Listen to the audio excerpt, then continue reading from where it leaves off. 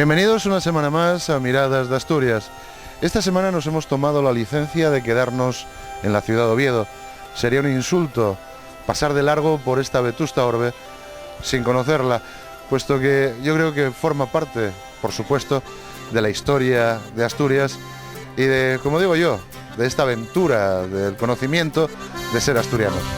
Oviedo, desde el principio de la historia de Asturias, es ya un lugar que va a destacar como gran urbe y capital.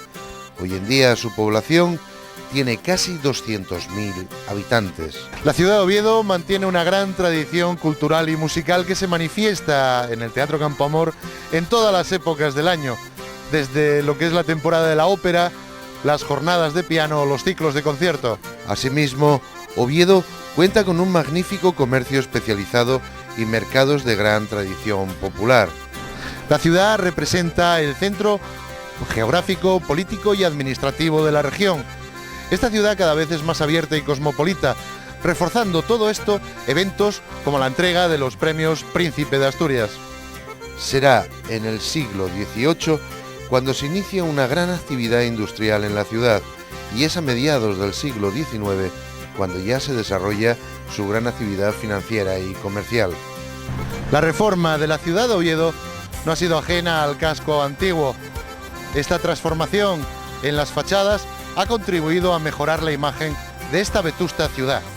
Descansar en el Campillín, pasear por el Parque San Francisco, hacer grandes negocios en la calle Uría, visitar la historia en su casco antiguo o zambullirse en el ritmo nocturno de copas y bullicio de lugares como la Plaza del Paraguas hace que la ciudad de Oviedo sea uno de los lugares donde la versatilidad y los contrastes la transformen en una de las ciudades más cosmopolitas de nuestro Principado.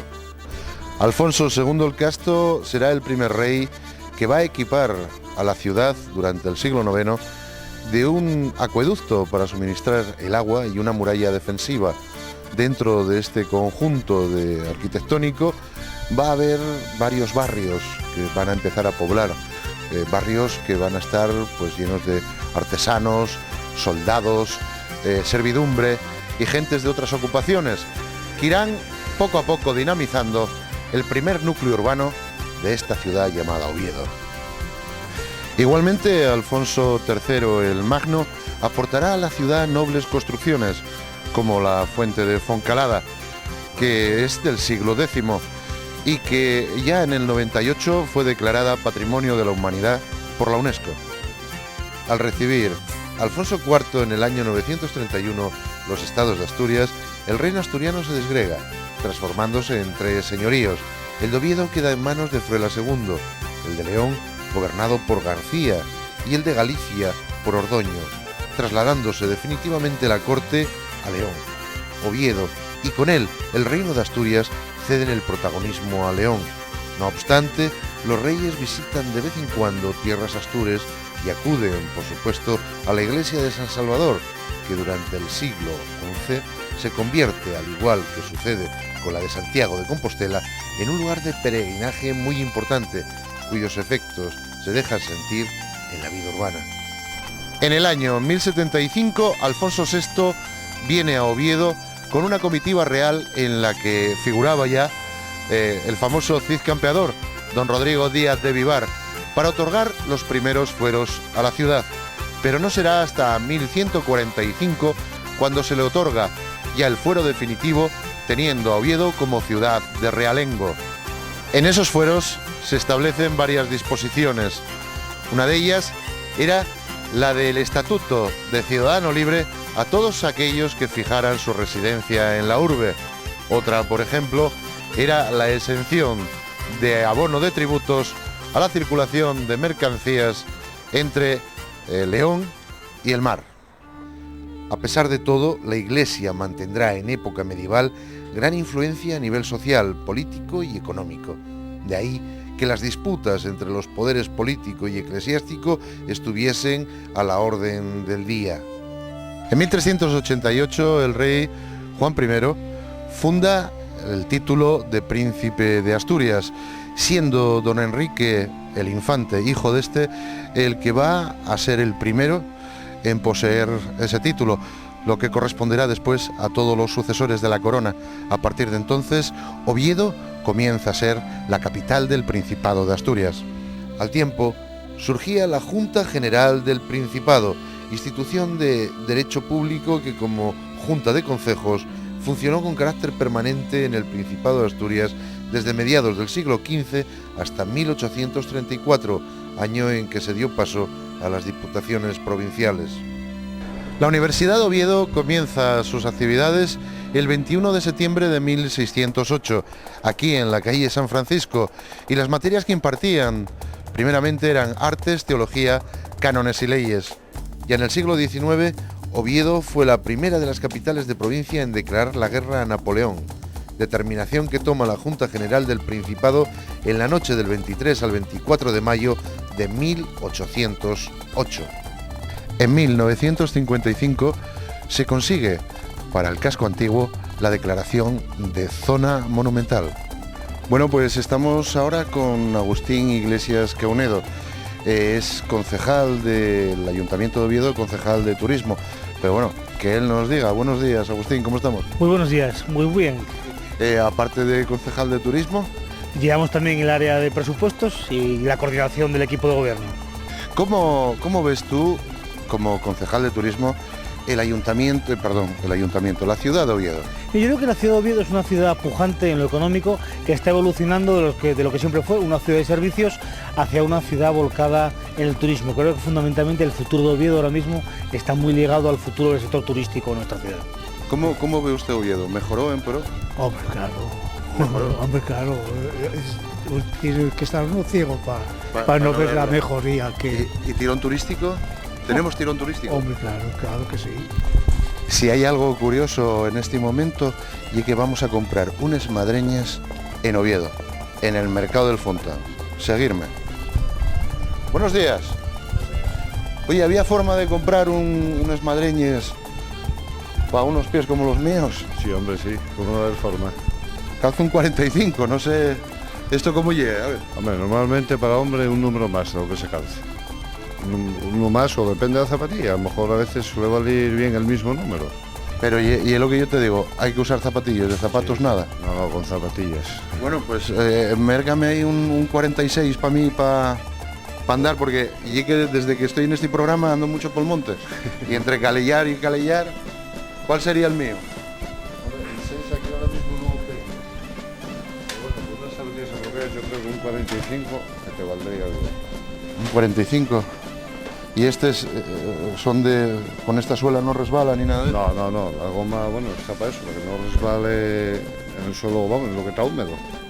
Oye, ¿y cuánto tiempo lleves haciendo madreñes en Oviedo? Que se están haciendo en Oviedo. Bueno, en Oviedo lo que hacemos es la terminación, y bueno, tiempo pues ya desde que dejé de estudiar toda la vida. Pero y es de tradición, bien, vamos. Sí, bueno, mi padre toda la vida las hizo a mano y bueno, pues los demás estudiar no quisimos, pues al oficio. ¿Y véndense muchas madreñas? Bueno, vender todavía se venden, lo que ya, hombre, no se venden ya tanto como se vendía, ¿no? Porque antes, bueno, pues era el calzado típico de cualquier pueblo, que todo el mundo usaba madreñas, para ir la gente, mismamente los que iban a la mina, todo el mundo. Lo que ahora mismo, pues bueno, ahora mismo casi se vende más, digamos, para artesanía que para poner. Que es curioso que bueno, yo llevo buscando artesanos pues por muchos sitios, desde Caravia, Somiedo, Porponga, y lo único que me encuentro son museos, pero artesanos tú. Bueno, es que esto, vamos, la artesanía como todo, acaba muriendo todo porque es una cosa que, pues que no se paga. No se paga, no tiene precio y bueno, pues ¿quién se va a dedicar a ello? Nadie, porque no compensa. Sería curioso enseñar a la gente a trabajar. Nada, pero esto te digo que es un oficio que no sé, que yo no lo veo futuro como todo. Estoy viendo que muere todo. Lo que es la artesanía va todo para abajo. No hay ayudas por parte del Principado, ni nada. No, ayudas ni nada, no. Bueno, tendremos que entre todos los asturianos, para que continúe la tradición, usar de vez en cuando madreñas, ¿no? Que son muy guapas, no solo para ponerles ahí decorativas, sino para caminar por el prado y por las calles. ¿Tú qué os dirías a esta gente para que empiece a usar madreñas? Y esto llega como un marketing publicitario. No, hombre, pero bueno, las madreñas lo lógico es, bueno, el que las usa en un pueblo, pues eso es lógico, pero bueno, aquí en Oviedo no te las van a usar. Pero bueno, no hay menos ganado, hay menos todo, la gente en los pueblos, pues esa, la juventud escapa toda, entonces, lógico, ¿no? Que cada día se use menos, lógico.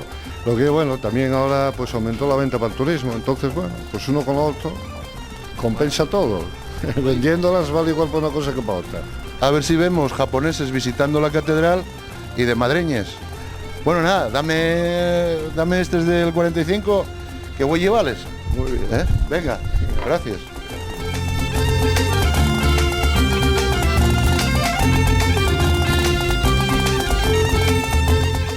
¿Cuáles pueden ser las necesidades, digamos, inmediatas dentro de aquí de Oviedo, del concejo de Oviedo, de la ciudad de Oviedo a nivel turístico? Fundamentalmente necesitamos la puesta en marcha del nuevo Palacio de Congresos. Hace 8 años empezamos la obra del Auditorio Príncipe Felipe, ese auditorio se nos ha quedado pequeño ya. Estamos en un mercado muy competitivo, como es el de turismo y específicamente el turismo de congresos, y necesitamos esa nueva infraestructura para poder seguir captando congresos para nuestra ciudad. Además estamos, yo creo que inteligentemente ligando la cultura, que es una de las señas de identidad de Oviedo, con el turismo. Por eso necesitamos mejorar nuestra comercialización y nuestra venta de lo que es Oviedo como capital turística, cultural, fuera de Asturias. ¿Cómo llega la ciudad de Oviedo? La ciudad de Oviedo... Muy bonita. Yo llevo aquí desde el año 73, estuve en Gijón 6 años, pero me gusta mucho más Oviedo. ¿Esta ciudad tiene tirón turístico? Sí, hombre, por supuesto. Por supuesto que sí. ¿Y la mejora que se ve mejorar notablemente? Tenemos un alcalde maravilloso. ¿Diría ahí algo a la gente que nos está viendo para que vengan a conocer mejor Oviedo? Claro, hombre. Pues no, digámoslo. Venga. No dejéis de venir, aunque sea en invierno, fíjate. Lógico, con la gastronomía que tenemos ya se fortalece. Venga, muchas gracias.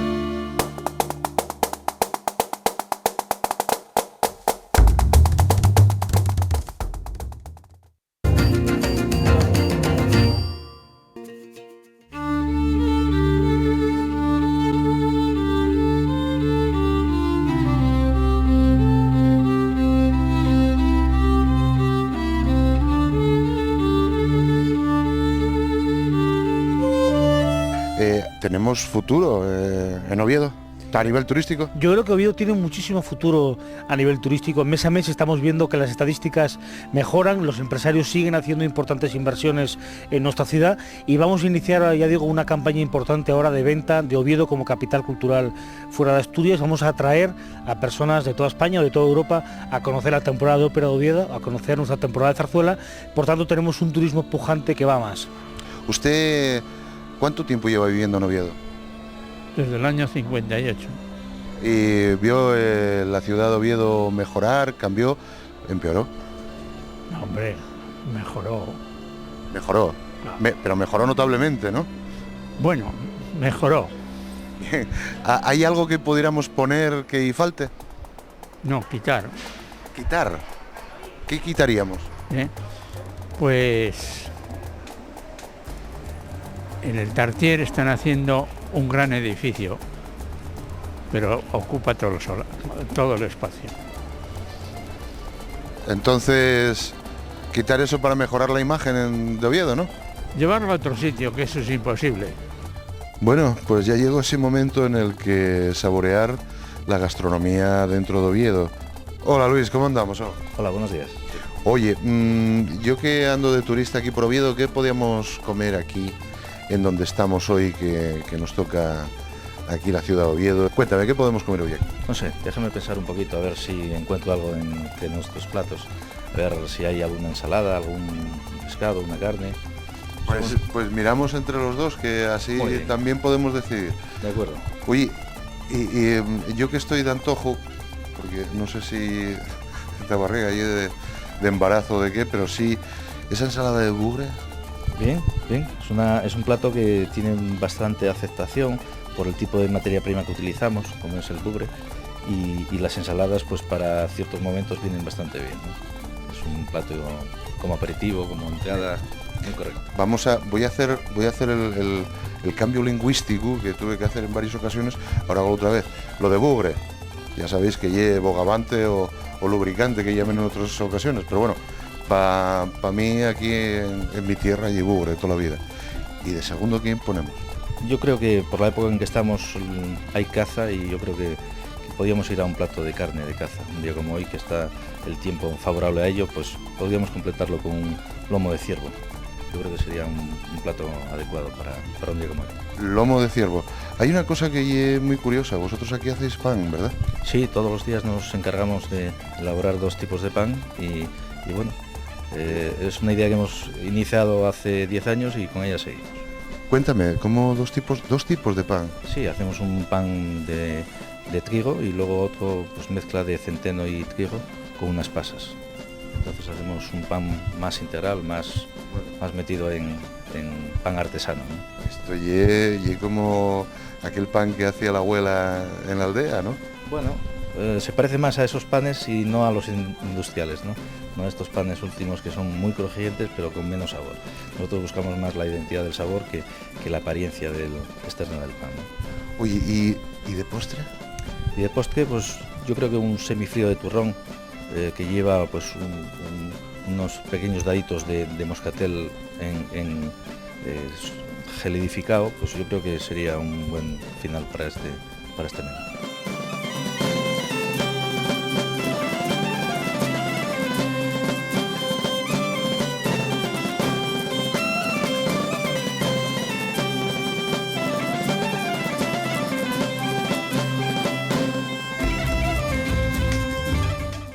Bueno, pues ya estamos aquí con el primer plato. Luis, esto tiene una pinta maravillosa. Cuéntame qué es lo que lleva esta ensalada de bugre. Pues lleva una cama de unas rodajitas de manzana, sobre la cual se colocan pues diversas lechugas y están muy de moda lechugas de color como el hoyo rosa, lechuga rizada, lechuga normal, la que estamos acostumbrados. Y luego en la parte superior se colocan trocitos de lo que es el lomo del bugre. Las pinzas se aprovechan para decorar en los laterales y todo eso se alinea con una vinagreta de zanahorias. Que también tenemos aquí ya el pan salido del horno recién hecho. Cuéntame, porque... Un pan hecho con harina de trigo, levadura, agua, se hace una fermentación de unos 10-15 minutos y luego pues se hornea en un horno otros 20 minutos y de ahí sale este pan. Rico. Más bien un poco artesano, rústico. Y el otro,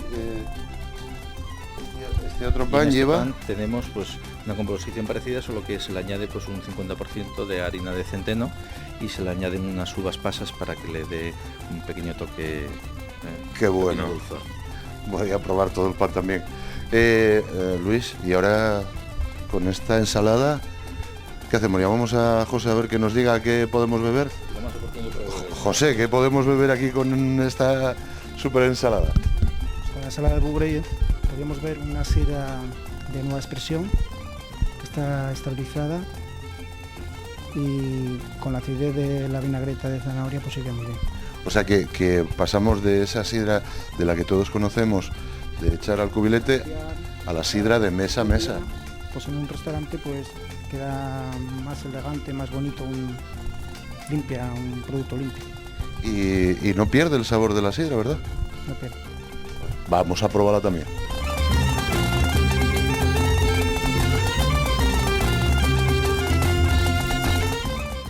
Y aquí tenemos ya el segundo plato, que tiene una pinta exquisita. Cuéntame lo que lleva, porque ya sabemos que va a llevar venado, pero ¿qué tiene por ahí de colorino? Bueno, son emulsiones que se hacen con el jugo de carne y se genera pues un fondo para que decore y que contraste con los colores claros de los platos. Y lleva un cordón de una crema de frambuesa.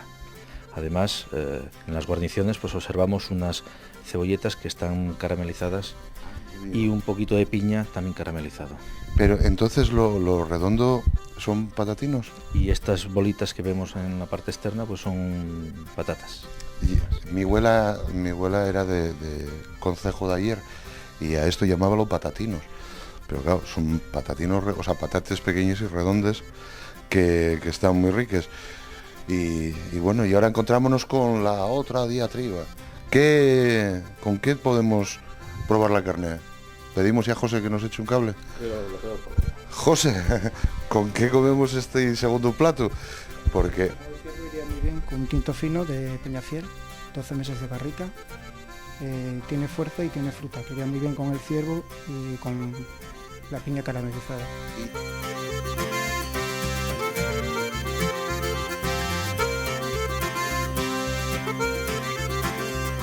Bueno, pues ya llegamos al postre. Y este postre yo creo que promete, que tiene ahí una fuerza. Vamos a ver, cuéntame, lo primero, para que esta gente que nos está viendo sepa qué tenemos de postre. Tenemos un semifrío de turrón, acompañado pues una crema de mango para contrastar el dulzor del turrón con la acidez del mango, y luego pues lleva unos daditos que es moscatel solidificado, hecho en una especie de cubitos, que bueno, pues dan un toque de refinamiento al plato, ¿no? Y barquillo. Y es una galleta de almendra, una galleta que elaboramos para que, si queremos que no todos los ingredientes sean de una textura suave, pues con la galletita nos hace contrastes en la sensación bucal, ¿no? Bueno, pues yo antes de tirarme aquí a terminar con todo, quiero agradecer, José, ven. Quiero agradecer con estos dos paisanos la amabilidad que tienen con nosotros y bueno, compañeros, en mejor compañía no se puede quedar para disfrutar de algo tan maravilloso como esta gastronomía aquí en Oviedo. Venga, mientras vosotros sufrís un poco viendo todo esto, yo voy a dar cuenta de ello. Ahí quedamos.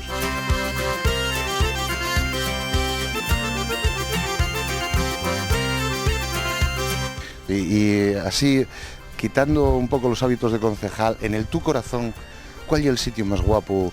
Por ejemplo, que me dirías tú, vete a grabar a tal sitio. ¿Cuál es el sitio? Hombre, la verdad es que yo creo que cualquier rinconín del Oviedo antiguo al que nos encontramos es una maravilla y merece la pena verlo, especialmente de noche, con una buena iluminación y las calles mojadas, refleja perfectamente la magia de nuestra ciudad. ¿Cómo ven la ciudad de Oviedo? ¿Mejoró? ¿La ven? Hombre, yo creo que sí, que mejoró bastante en el aspecto y eso sí, ¿no? Sí, yo pienso que sí. ¿Y les pondrían algo? ¿Ven que necesita algo más? No, yo creo que no, ¿no? Yo creo que está bien puesta, ya está bien de gastos también, ¿no? O sea, hay un tope para todo. ¿Tenemos tirón turístico en la ciudad de Oviedo? Sí, sobre todo por el verano, ¿no? Por el verano se le ve mucha excursión y mucho por aquí. Sí. Esta gente que nos está viendo ahí, pues hay muchas veces que hay falta de información. Adiós, un llamamiento para que vengan a conocer Oviedo. Yo le pediría a todos los asturianos que vengan a Oviedo, que vengan a disfrutar de nuestras calles, que vengan a disfrutar de nuestra gente y que aprovechen para disfrutar de los diferentes actos culturales que tenemos en el auditorio, en el Campo Amor y en el Filarmónica, que merecen muchísimo la pena.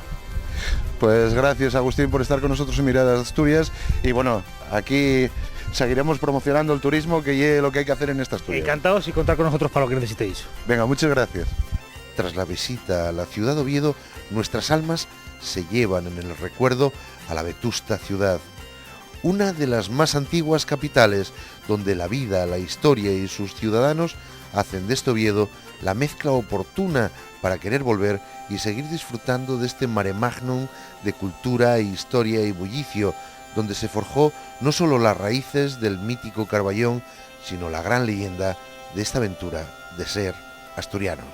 Carballón de Uría, Campillín, Rosal, Vetusta, un clarín regenta que regenta suspirando a la luna, Parque de San Francisco, con escandalera incluida, un fruela serio te mira y te mira con mirada perdida, un rayín de sol, por la calle Mon, a una niña acaricia, la noche, por Gascona camina, Oviedo entero se duerme y el Cristo le dice, duerme amor, duerme, mañana será otro día.